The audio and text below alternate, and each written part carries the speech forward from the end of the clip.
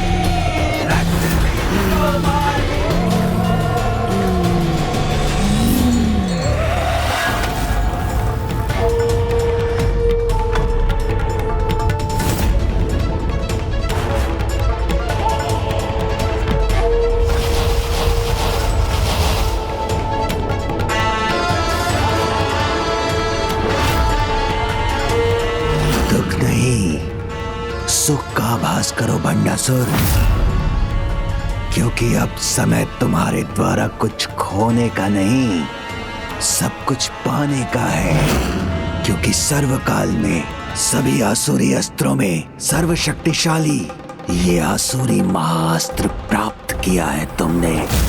सत्य है, अब जब ये अद्भुत अस्त्र की शक्ति तुम्हारे अधीन है तो आनंद लो। उत्सव मनाओ भंडासुर, उत्सव। इतना शक्तिशाली, इतना मोहक अस्त्र प्राप्त करने पर जिसकी शक्ति से तुम किसी को भी अपने वश में कर सकते हो।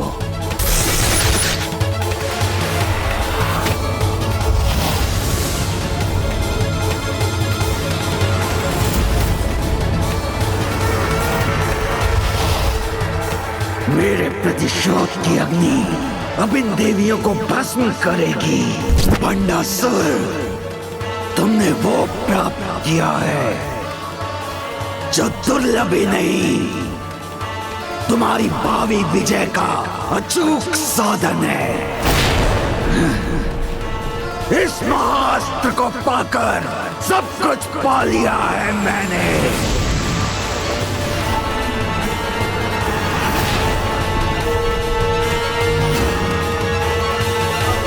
दुखी नहीं, हर्षित हूं मैं, हर्षित हूं मैं।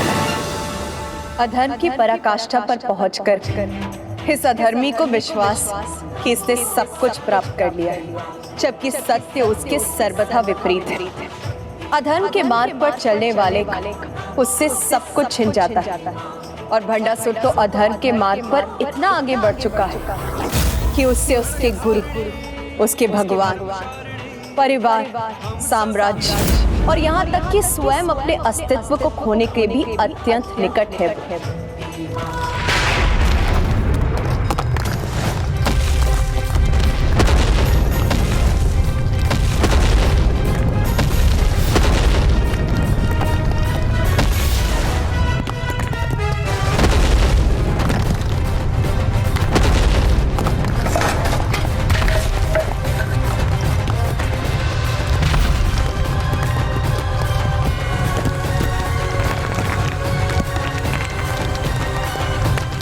गणेश जी असुर राज के सिंहासन को नष्ट कर रहे हैं।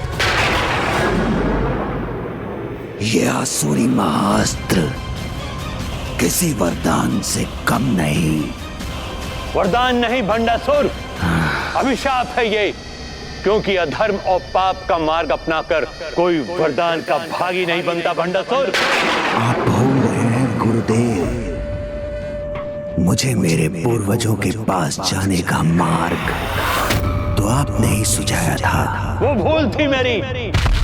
मुझे कहां ज्ञात था कि इतने कष्ट में होने पर भी वो अपनी आसुरी प्रवृत्ति से मुक्त नहीं होंगे और तुम्हें इतना भयंकर सुझाव देंगे। मुझे अपनी इस भूल पर बहुत पछतावा है भंडासुर। पछतावा नहीं, अभिमान होना चाहिए आपको कि अंततः आपके किसी शिष्य ने देवताओं पर ही नहीं त्रिदेवों पर भी विजय पाने का सामर्थ्य प्राप्त किया है। जिसे धिक्कारना चाहिए उस पर अभिमान करूं मैं? नहीं भंडासुर, तुम्हारे जैसा पापी तो मेरा शिष्य कहलाने योग्य नहीं है। बहुत अहंकार है ना तुम्हें अपने अधर्म से प्राप्त महास्त्र पर। तो मैं तुम्हें शाप देता हूं, उचित अवसर आने पर इसका कब और कैसे उपयोग करना है तुम भी ये भी भूल जाओगे। व्यर्थ में धर्म का पाठ मत सिखाइए मुझे, क्योंकि निरंतर धर्म पथ पर चलकर एक नारी, एक देवी को पराजित करने की शक्ति भी तो नहीं प्राप्त कर सका मैं। तो अब अधर्म का पालन करूंगा मैं और अधर्म से ही सब कुछ प्राप्त करूंगा। अपने साम्राज्य की रक्षा के लिए इतना छोटा सा त्याग तो चलता है ना गुरुदेव। जिसका हृदय इतना कठोर हो, इतनी क्रूरता से भरा हो, वो मेरा ही नहीं किसी अन्य गुरु का भी शिष्य होने योग्य नहीं है। ना हो मेरा गुरु, इसका भी मुझे कोई पछतावा नहीं, क्योंकि भंडासुर का स्वयं अपना गुरु होना चलता है। जिसके लिए अपनी बेटी उसके स्वार्थ सिद्धि का साधन हो, ऐसे असुर राज का गुरु कहलाना तो दूर, उसके समक्ष एक क्षण ठहरना भी असंभव है।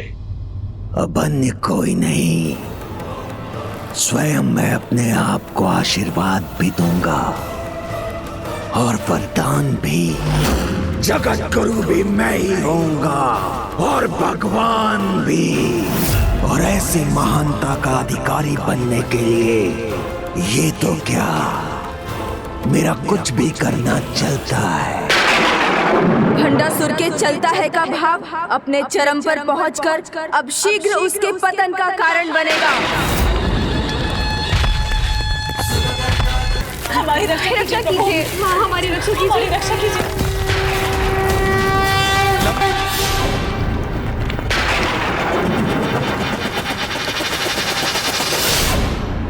बहुत गर्व है ना उस देवी को अपनी शक्ति का। स्वयं को सर्वोच्च शक्ति मानती है ना वो, तो मैं उसे सर्वोच्च असुर शक्ति का परिचय दूंगा।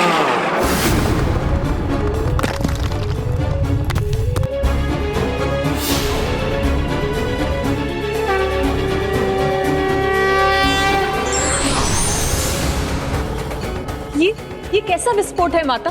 और वहां हमें महादेव का त्रिशूल क्यों दिखाई दे रहा है? भंडासुर के महापाप और उसके द्वारा उसके गुरु के अपमान का ही परिणाम है। गुरु का अपमान अथवा ईश्वर का अपमान। और इसीलिए अब भंडासुर पर ना उसके गुरु की कृपा है और ना ही ईश्वर की। इसीलिए अब महादेव और प्रथम पूज्य गणेश दोनों ही उसके राजभवन से प्रस्थान कर चुके हैं।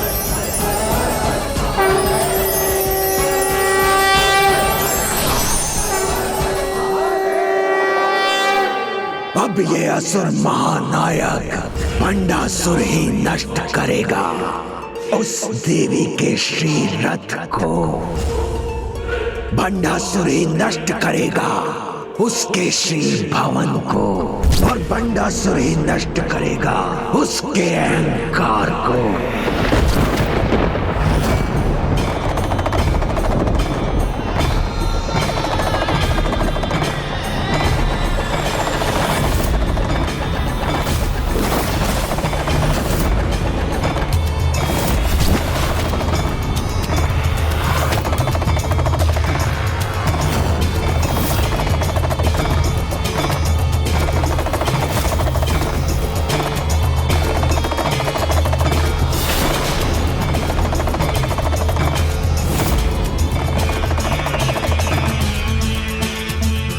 मुझे तो ये चिंता है कि कहीं भंडासुर को दंड देने के लिए स्वयं प्रभु शिव भी प्रत्यक्ष रूप न धारण कर ले।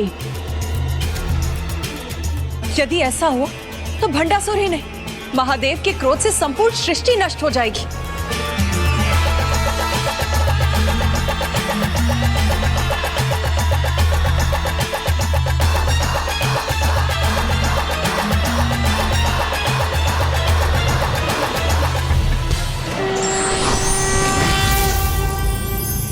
ओम जयंती मंगला काली भद्रकाली कपालिनी दुर्गा क्षमा शिवा धात्री। प्रभु महाशिव और श्री माता ललिता तो एक दूसरे के पूरक हैं, अतः जहाँ माता है वहीं प्रभु महाशिव भी हैं। फिर भंडासुर को दंडित करने के लिए उन्हें दो रूपों में प्रकट होने की क्या आवश्यकता है?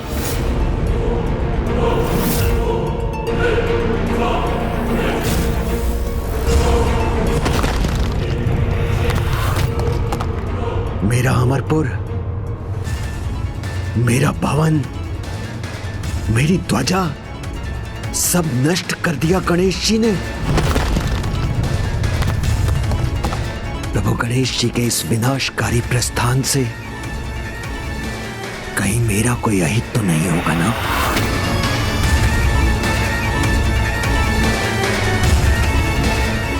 मेरे भ्राता विशंग और विशुक्र और मेरा विश्वास पात्र मंत्री कुटिलाक्ष, उसका भी संहार हो गया।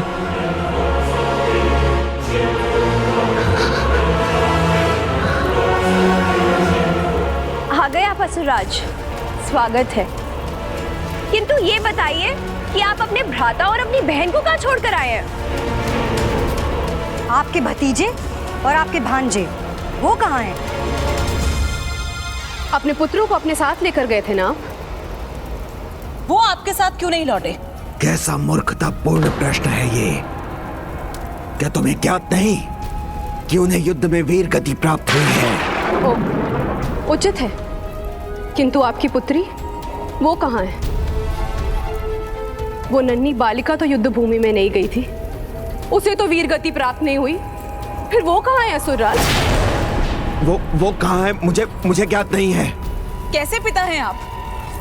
आपको ही ज्ञात नहीं? आपकी प्रिय पुत्री आपके साथ गई थी, वो कहाँ है? हाँ, नहीं ज्ञात है। संभव है कि वो जहाँ से आई थी वहाँ चली गई। चली गई या आपने स्वयं अपने हाथों से उसे मृत्यु के मुख पे भेज दिया? उसे मृत्यु के मुख पे भेज दिया? उसे मृत्यु के मुख पे भेज दिया? बताइए असुरराज भंडासुर, वो चली गई या आपने अपने हाथों से उसे मृत्यु के मुंह में धकेल दिया?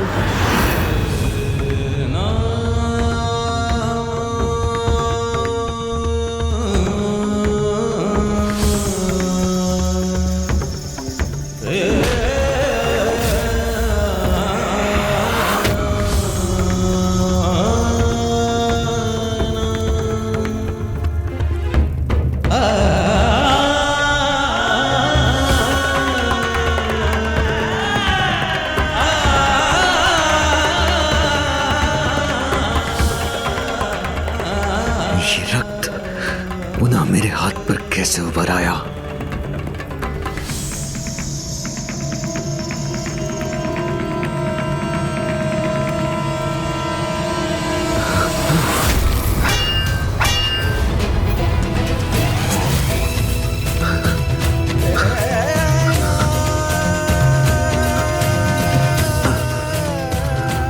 अपने पुत्रों, भांजों और भतीजों के समान जब युद्ध भूमि में भेजकर आप उसके प्राण नहीं ले सके, तो आपने स्वयं अपने हाथों से उस निर्दोष बालिका के प्राण छीन लिए। ये रक्त, इसे कैसे मुक्त होऊंगा मैं?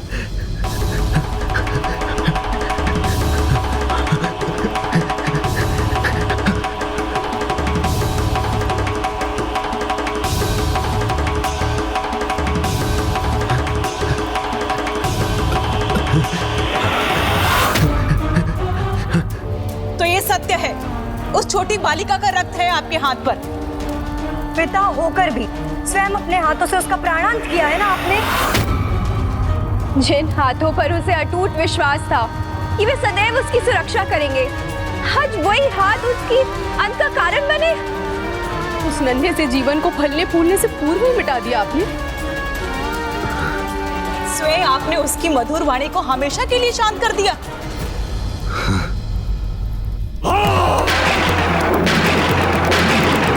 मैंने ही अंत किया है उसका, शांत किया है उसकी मधुर वाणी को, छीन लिया है उसका जीवन अपने इन्हीं हाथों से। उसी के रक्त से रंजित है मेरा ये हाथ, मेरा ये हाथ, मेरा ये हाथ।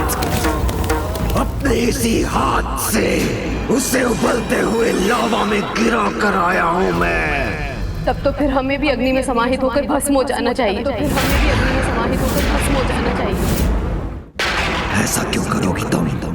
जो किसी भी संबंध की पवित्रता को समझने में असमर्थ है, जिसने अपने स्वार्थ सिद्धि के लिए अपने प्रति निस्वार्थ प्रेम रखने वाली अपनी ही पुत्री को उबलते हुए लावा में गिराने में तनिक भी संकोच नहीं किया। समय आने पर वो हमें भस्म करने से क्यों रुकेगा?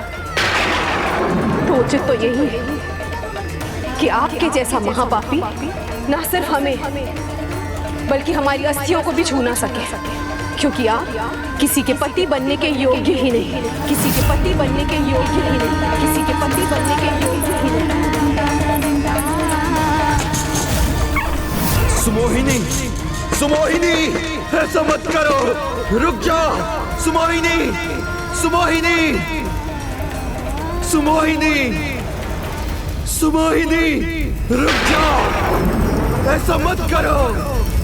सुमोहिनी, सुमोहिनी, सुमोहिनी,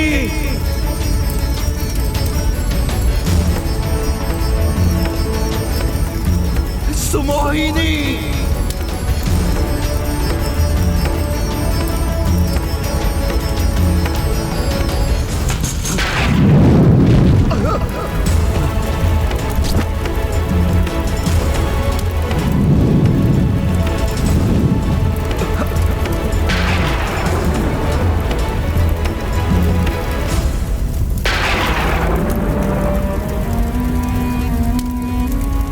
आपके जैसा महापापी हमें तो क्या, हमारी अस्थियों को भी स्पर्श नहीं कर सकता, क्योंकि आप किसी के पति बनने के योग्य ही नहीं है।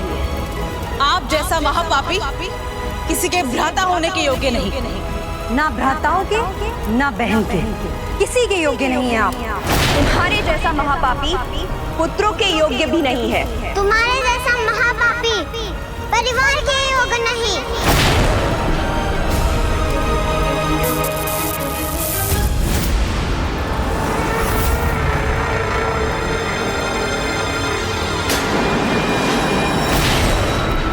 ना परिवार, ना गुरु, ना भगवान, और ना ये भवन, और ना ये सिंहासन, किसी की आवश्यकता नहीं है मुझे, क्योंकि मैं जब चाहूं, जिसे चाहूं, अपनी इच्छा अनुसार रच सकता हूं। किंतु इस समय एक ही इच्छा है मेरे मन में, प्रतिशोध की, जो मुझे देवी पराशक्ति से लेना है। उसके लिए चाहे मुझे महादेव पुत्र गणेश और चाहे महादेव को भी खोना पड़े तो मुझे कोई दुख नहीं। उसके लिए चाहे मुझे महादेव पुत्र गणेश और चाहे महादेव को भी खोना पड़े तो मुझे कोई दुख नहीं।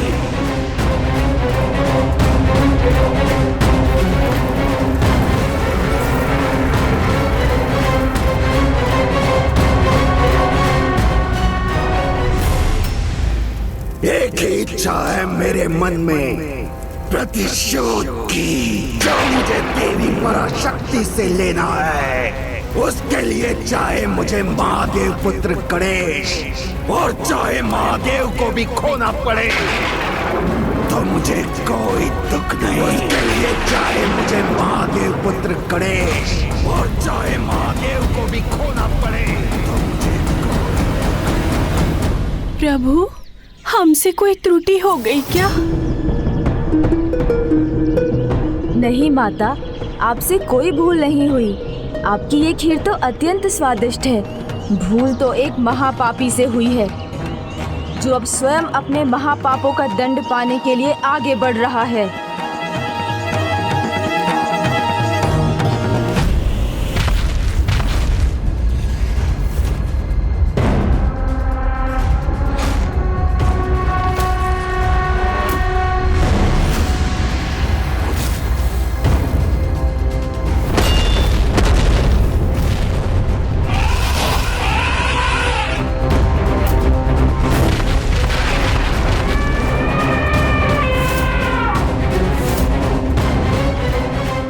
आज्ञा दीजिए माता।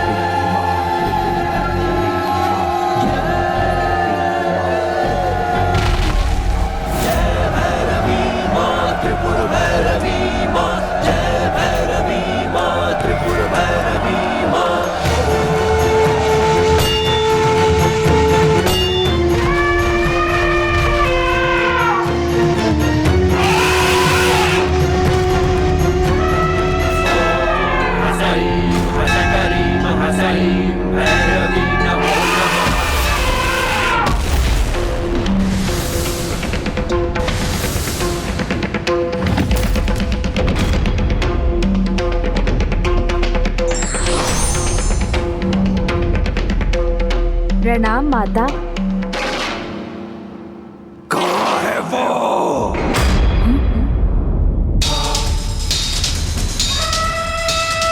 सेविकाओं से युद्ध में समय व्यर्थ नहीं करना मुझे। जाओ, कहो अपनी प्रमुख देवी से असुर महानायक भंडासुर आया है यहाँ। समानता के अधिकार से मेरे पद का सम्मान कर मेरे सम्मुख आए। तुम देवियों को नहीं, एकमात्र से नष्ट करना चाहता हूं मैं।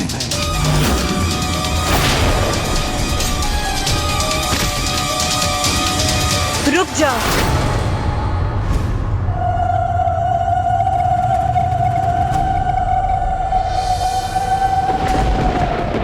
वो है कहाँ?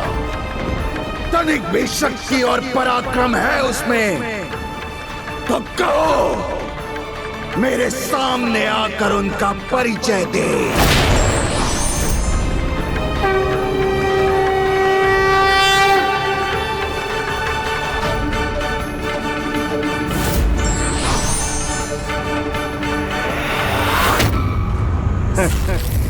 मेरी चुनौती उस तक पहुंची नहीं क्या?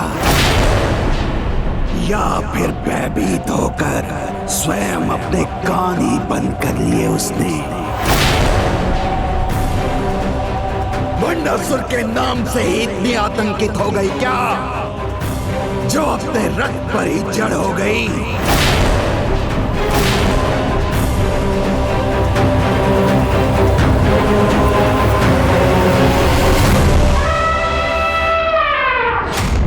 माता, हम इसे आपका अपमान क्यों करने दे रहे हैं? इसे इसकी उद्दंडता का उचित दंड देने में इतनी प्रतीक्षा क्यों कर रहे हैं? आप मुझे और माताओं को इसे शांत करने की अनुमति क्यों नहीं दे रही हैं? पुत्र गणेश, जिसके पापों की गागर अब भर चुकी हूँ और जिसका कोई पुण्य शेष ना हो, उसे मृत्यु प्रदान करने के लिए भी मैं उसे दर्शन कैसे दे सकती हूँ? उसके लिए उसे मेरा नाम लेना होगा, किंतु भंडासुर तो अभी वो भी नहीं कर रहा।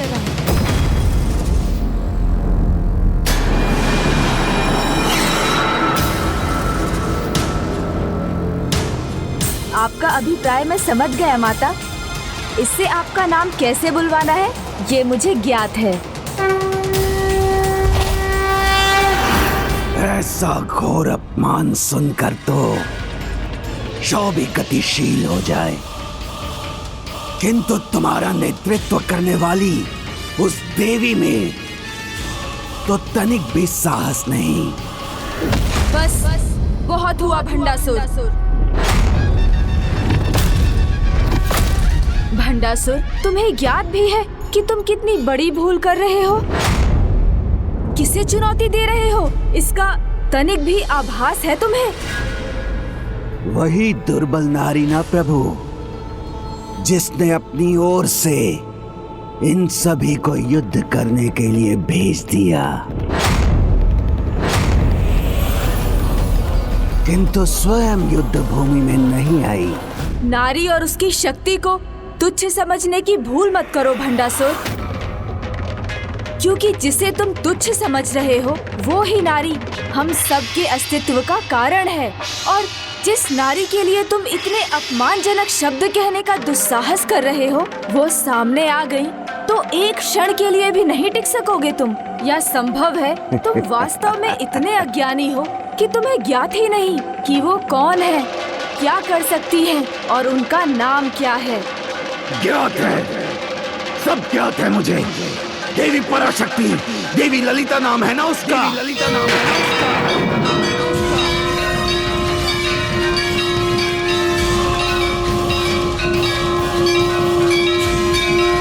कर दिया अपना कार्य गणेश जी ने। भंडासुर के मुख पर माता ललिता का नाम आ ही गया। वो देवी ललिता जिसे कोई चैतन्य का स्वरूप कहता है, तो कोई उसे माताओं की माता पुकारता है, किंतु मेरे लिए मात्र एक भयभीत नारी है।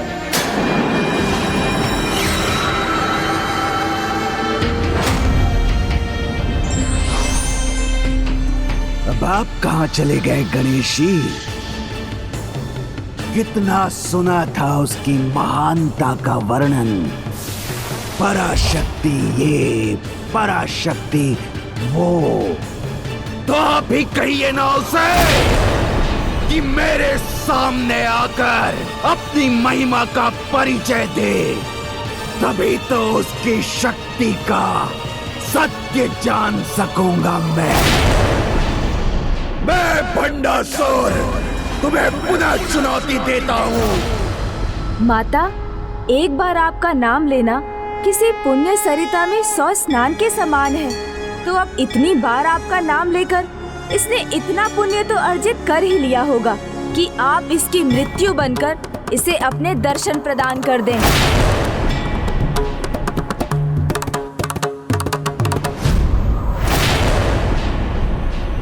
या देवी सर्वभूतेषु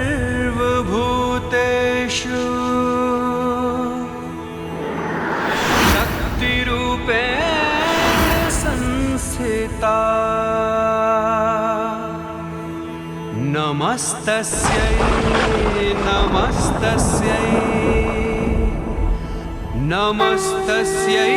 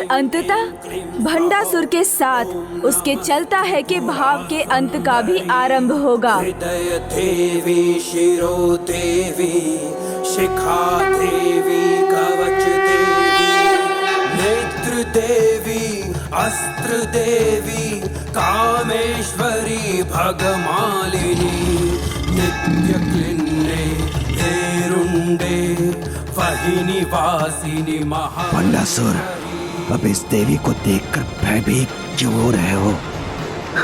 अब तो महाशस्त्र की शक्ति तुम्हारे पास। शिवदूते त्वरिते कुल सुंदरी। जो व्यक्ति जिस भाव से भगवान के दर्शन प्राप्त करना चाहता है, भगवान उसे उसी रूप में दर्शन देते हैं। क्रोध और प्रतिशोध के भाव से माता के दर्शन प्राप्त करना चाहता है तो माता के सौम्य रूप में भी उसे प्रचंड रूप के ही दर्शन प्राप्त होंगे। मित्रे शमयी चर्यनाथमयी लोपमुद्रमयी अगस्त्यमयी।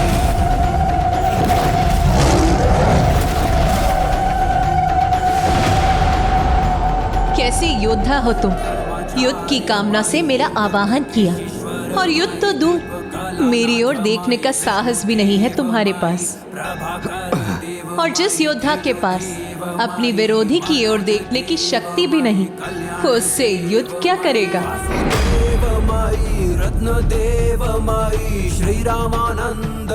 चलो मैं ही तुम्हें मेरे दर्शन का सामर्थ्य प्रदान करती हूँ।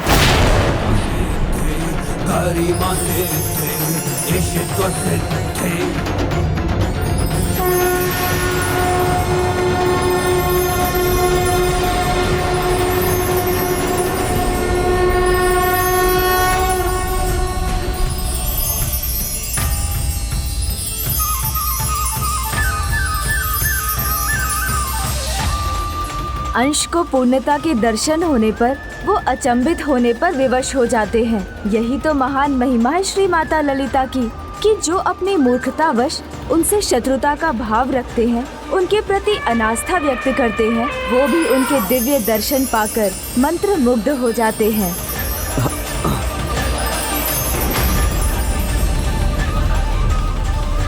यदि ये महापापी भंडासुर माता के सामने समर्पण कर दे, उनकी शरण में चला जाए, तो ये युद्ध यहीं थम जाएगा।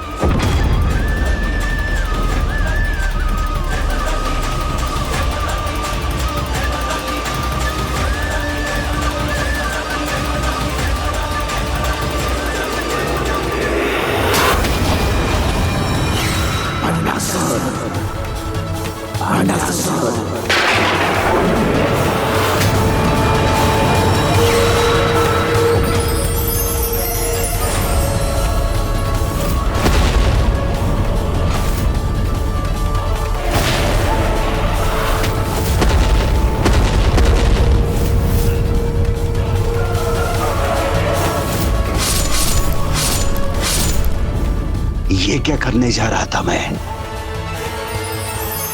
प्रतिशोध ही मेरा लक्ष्य है। इस मायावी नारी की माया में नहीं आने वाला मैं।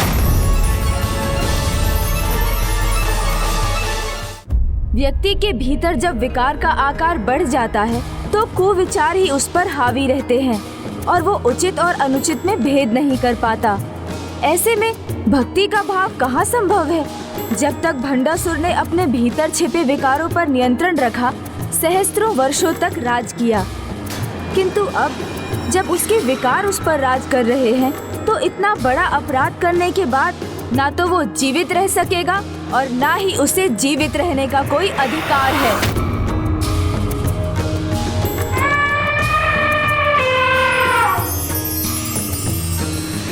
मेरा ही गज मेरी महाशत्रु के सामने झुक रहा है, इसे इसका दंड दूंगा मैं।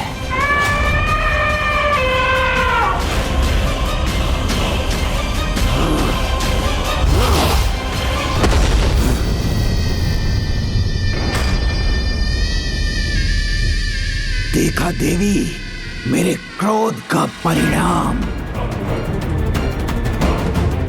आज से यही नियम होगा, जो तुम्हारे सामने नतमस्तक होगा। उनकी ऐसी ही दुर्दशा होगी।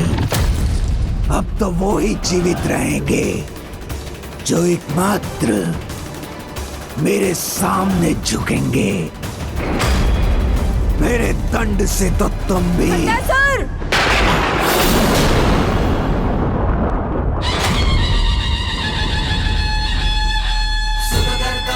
मुझे लगा था श्री माता ललिता के दर्शन पाकर तुम्हें सद्बुद्धि प्राप्त होगी, तुम्हें अपने अपराध का आभास होगा, किंतु आश्चर्य है, तुम्हें तो ना कोई ग्लानि है, ना दुख, और ना ही अपने किए पर कोई लज्जा।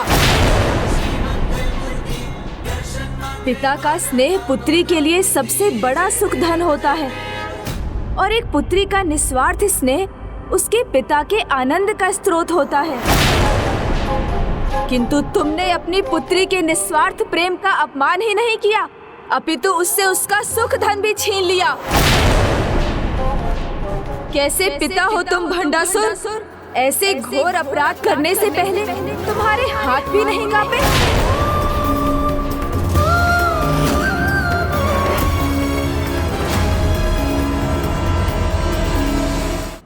आज तुम्हारे इसी अपराध के कारण सबने तुम्हें ही त्याग दिया। लाचार अकेले खड़े हो तुम। आज तुमसे अधिक विवश, पराजित और कोई नहीं है इस जगत में। पराजित नहीं, अपराजित हूं मैं। मेरे भीतर अपराध बोध जगाने का प्रयास मत करो। मैंने कोई भूल नहीं की है। मैं तो विजयी होकर आया हूं यहाँ। मैंने उस प्रेम की भावना पर विजय पाई है जो सबको दुर्बल बनाकर उनकी पराजय का भी कारण बनती है। और ऐसा मैंने अपने राज्य, अपनी सत्ता, अपने असुर समाज और स्वयं अपने लिए किया। जो मुझे बार बार भी करना पड़े तो करूंगा मैं। एक नहीं, अनेकों रश्मि प्रभावों का त्याग करना होगा तो अवश्य करूंगा मैं।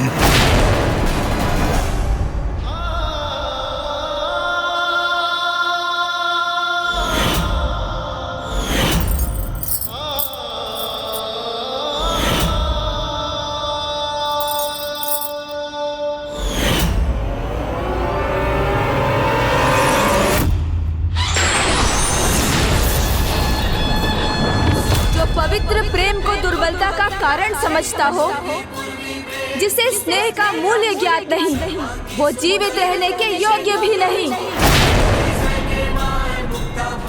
पिछली बार तुम्हारी पुत्री रश्मि प्रभा ने मेरे वार से तुम्हारी रक्षा की थी, किंतु अब तुम्हारी ही दुष्टता के कारण वो तुम्हें बचाने के लिए यहाँ नहीं। अब तुम्हारा अंत निश्चित है भंडासुर। नहीं पुत्र गणेश, तुम निश्चिंत रहो। इस कुकर्मी को इसके दुष्ट कर्मों का दंड अवश्य प्राप्त होगा,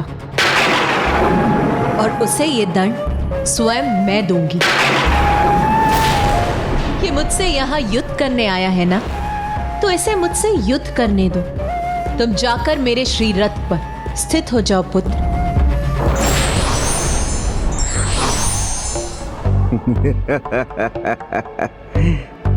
तो तुम में वास्तव में मुझसे युद्ध करने का साहस है? तो अपनी साहस का प्रदर्शन करो देवी। तुम भूल गए भंडासुर, तुम मेरी ही कृपा से मुझे देख पा रहे हो, फिर भी मुझे ही चुनौती देने का दुस्साहस कर रहे हो। इतना दम तो देखो देवी, अब मैं तुम्हारी और तुम्हारी सेना का कुछ भी देख पाना कैसा दुबार कर देता हूँ। अंधास्त्र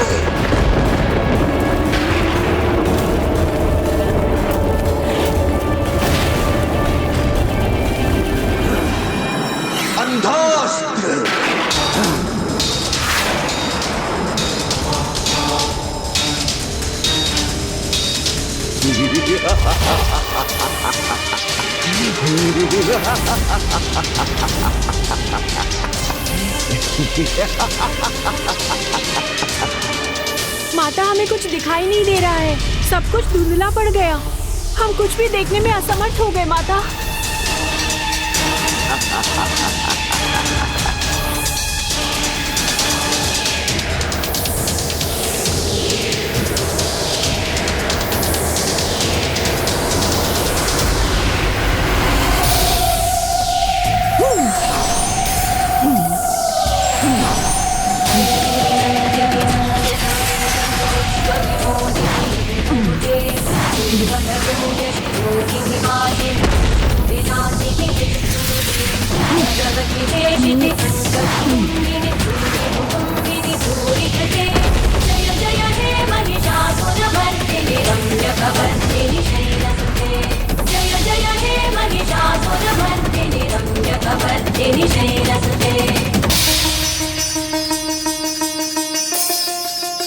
कर लो, जो भी प्रयास करना चाहती हो कर लो।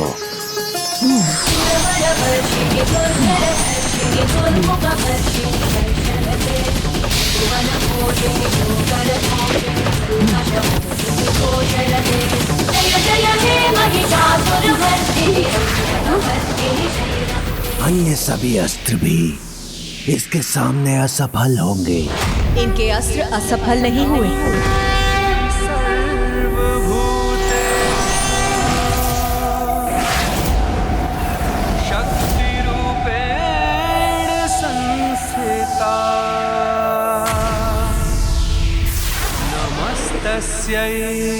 नमस्तस्यै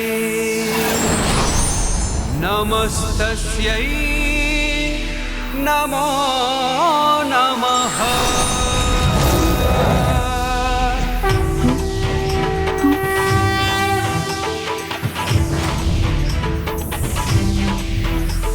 चक्षुमत शस्त्र।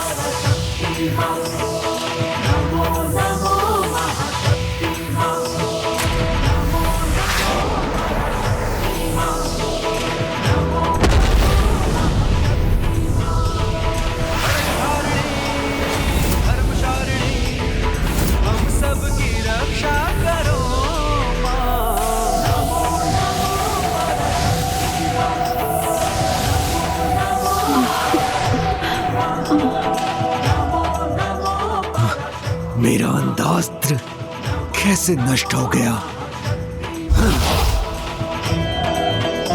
श्री माता ललिता की जय, माता ललिता की जय, श्री माता ललिता की जय, श्री माता ललिता की जय, श्री माता ललिता की जय। प्राण भरो जय ललिता जयकार तेरी, अब भंडासुर संहार करो।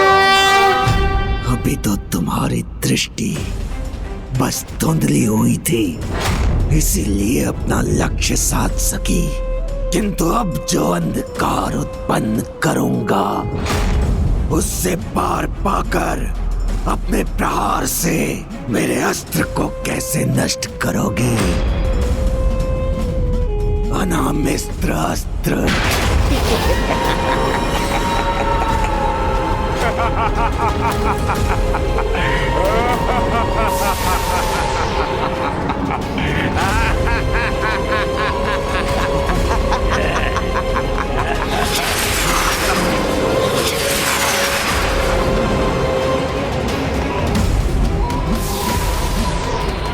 अब मेरे अंधकारी अनामिस्त्र अस्त्र को ना तुम देख सकोगी और ना ही उसका सर्वनाश कर सकोगी। इस अंधकार का लाभ उठाते हुए मैं 2 और शक्तिशाली शस्त्रों का प्रयोग करूंगा।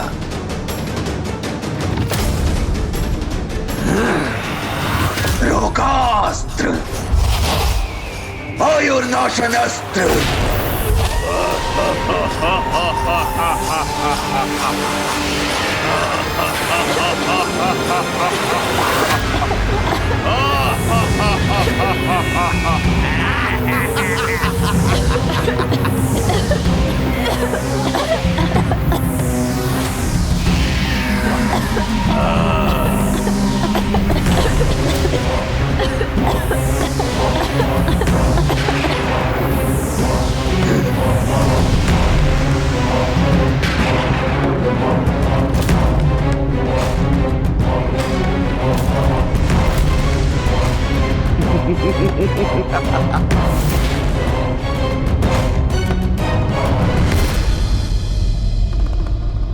माता, भंडासुर ने तो एक साथ तीनों आसुरी महाअस्त्रों का प्रयोग किया है। अनामिस्त्र अस्त्र असुर के कारण सृष्टि में बढ़ता अंधकार संकट उत्पन्न कर रहा है। रोगास्त्र असुर अनेक रोगों से सभी को ग्रस्त कर रहा है। और आयुर्नाशन असुर के कारण आयु बढ़ने से सभी देवियों पर संकट छाया है। अब तुम कुछ भी कर लो देवी, किंतु ना तुम अपनी सृष्टि को बचा सकती हो और ना ही अपनी सेना को।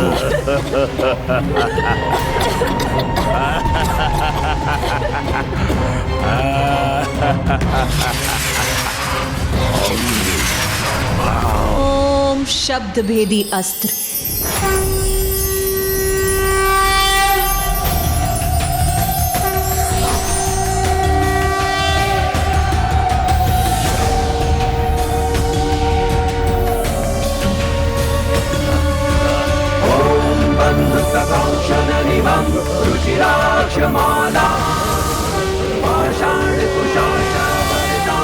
निज बाहु दंड है विराण बिंदु शकलाभरणं त्रिनेत्र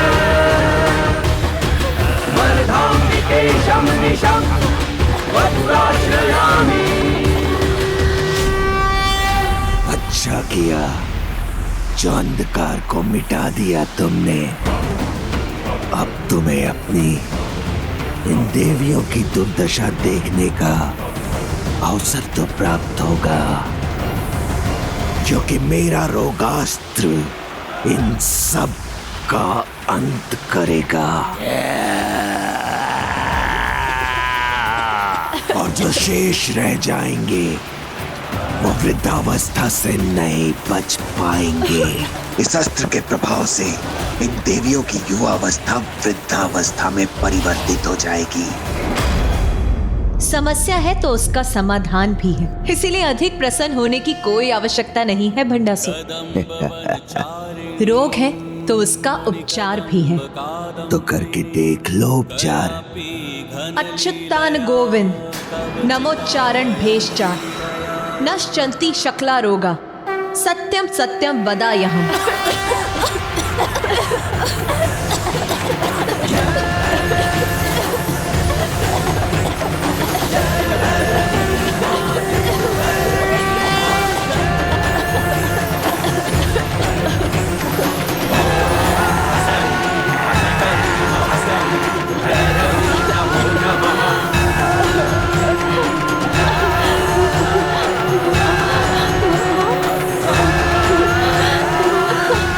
देवियां निरोग कैसे हो रही हैं?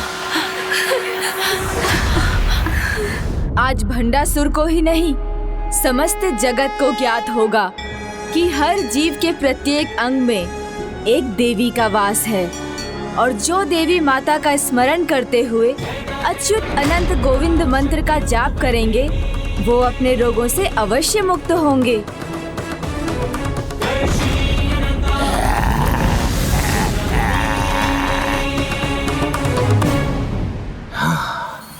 मेरे अंधकार को तुम्हारे प्रकाश ने निगल लिया, रोगों को तुम्हारे उपचार ने मिटा दिया, क्योंकि वृद्धावस्था से बचाने का कोई उपाय तो तुम्हारे पास भी नहीं है। युवा अवस्था तो जीवन का मात्र एक चरण है जो केवल देह को प्रवाहित करता है, किंतु वो आत्मा जो अनंत काल से जीवन और मृत्यु के चक्रों को पार कर चुकी है, वो तो आयु के किसी भी चरण से परे है, और जिसे अपनी आत्मा पर विश्वास होता है वो कभी भी वृद्ध नहीं होता है। नमस्तस्यै नमो नमः।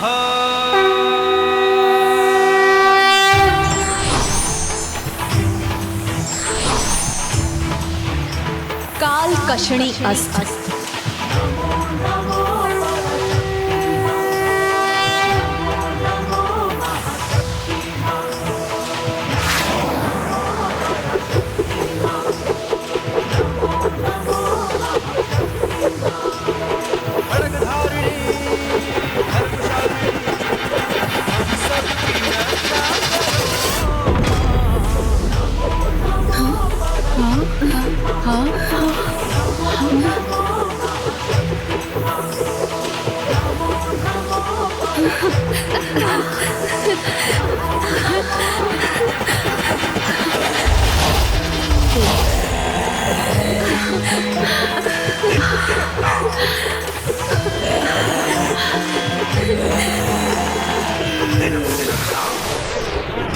आयुर्नाशन अस्त्र भी व्यर्थ हो गया।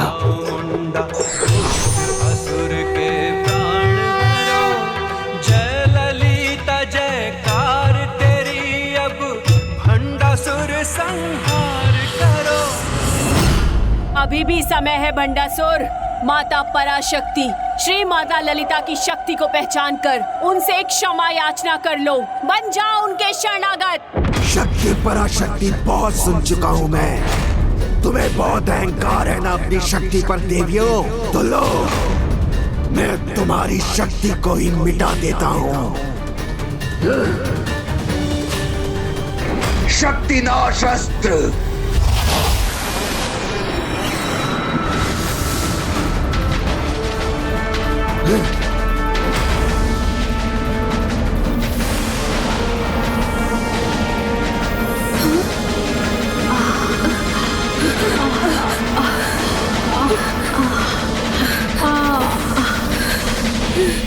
मूर्ख भंडासुर, तुम्हारे इस अस्त्र को नष्ट करने के लिए तो मात्र ओम शब्द का उच्चारण ही पर्याप्त है। ओम से उत्सर्जित तरंगों से ऐसी अद्भुत शक्ति उत्पन्न होती है जो किसी भी प्रकार की नकारात्मकता को नष्ट कर देती है। भीतर, बाहर और सभी दिशाओं में सार्थक ऊर्जा का विस्तार करती है। तुम तो अपने अस्त्र से मात्र शरीर की शक्ति छीन सकते हो, किंतु ओम शब्द के उच्चारण से प्रबल होने वाले आंतरिक आत्मबल को नहीं।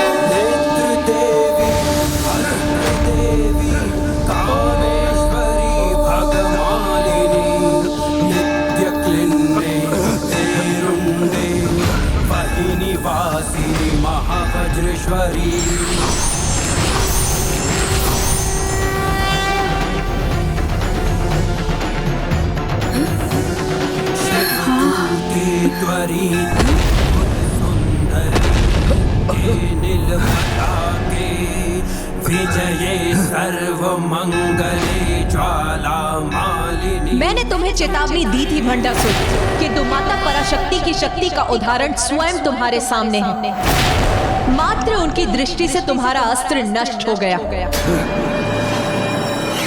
पाखंडास्त्र,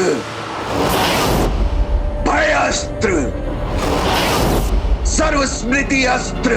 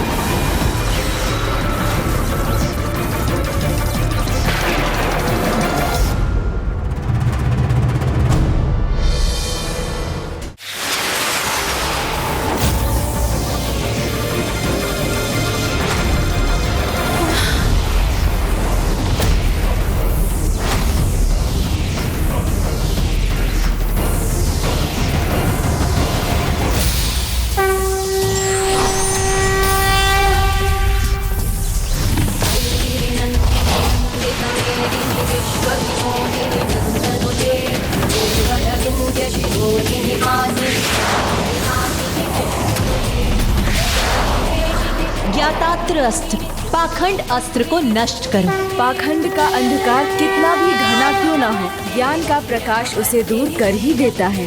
धर्म अस्त्र, भय अस्त्र का नाश करो। जहाँ धर्म होगा वहाँ भय नहीं हो सकता। इंद्रास्त्र, मिटा दो सर्व स्मृति अस्त्र को।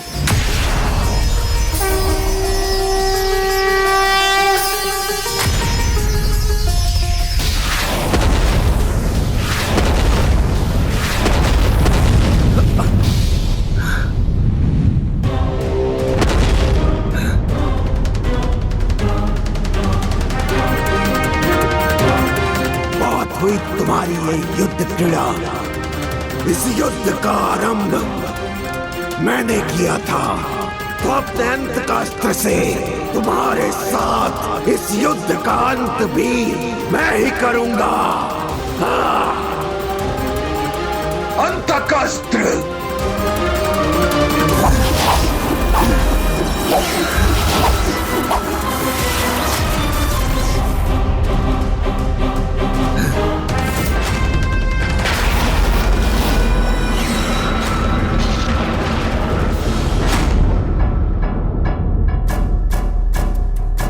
आश्चर्य, यमराज का आवाहन किया है इस अस्त्र ने।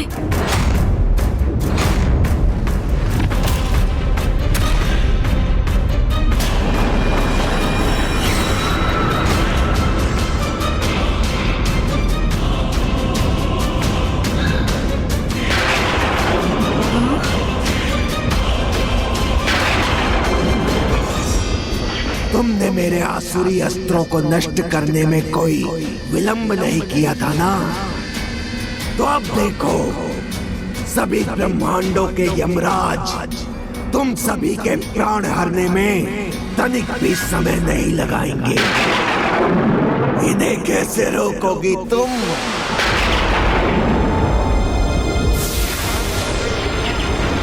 भंडासुर उचित कहता है, यमराज के पाश को रोकना विधि के विधान का उल्लंघन होगा, जो माता कभी नहीं करेंगी। और यमराज का अंत कर उन्हें रोकना तो और भी अनुचित होगा। इस अस्त्र के प्रभाव को निष्क्रिय करने के लिए माता अब किस अस्त्र का संधान करेंगी?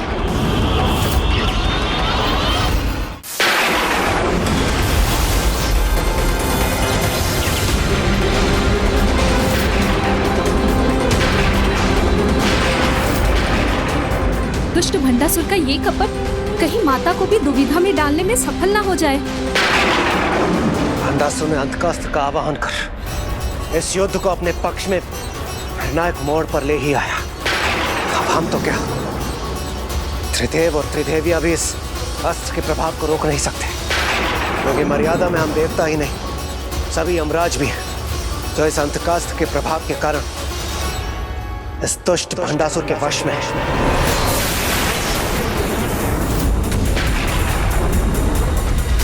नियम, मर्यादा और धर्म का पालन दुर्बल बनाकर पराजय का ही पुरस्कार देता है। आज समस्त संसार देखेगा कि किस प्रकार नियमों और मर्यादा के बंधन में बंधे उनकी देवी पराशक्ति भी पराजय का ही पुरस्कार पाती है। इसीलिए अपनी जय के लिए कुछ नियम भंग भी होते हैं तो होने दो, इतना तो।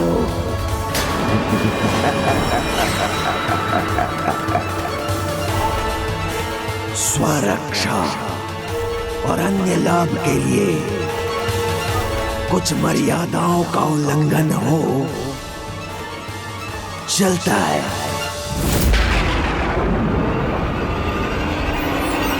अनेकों बार अपनी अधर्म की सेना को पराजित होते हुए देखने के बाद भी इस दुष्ट का यही विश्वास है कि सब चलता है, क्योंकि ये युद्ध जिसे ये अधर्म की विजय का उदाहरण बनाना चाह रहा है, वो उदाहरण बनेगा अवश्य, किंतु इसका कि चलता है का भाव किसी को आरंभ में कुछ लाभ अवश्य दे सकता है, किंतु अंत में सबको अच्छा या बुरा फल अपने कर्मों के आधार पर ही प्राप्त होता है।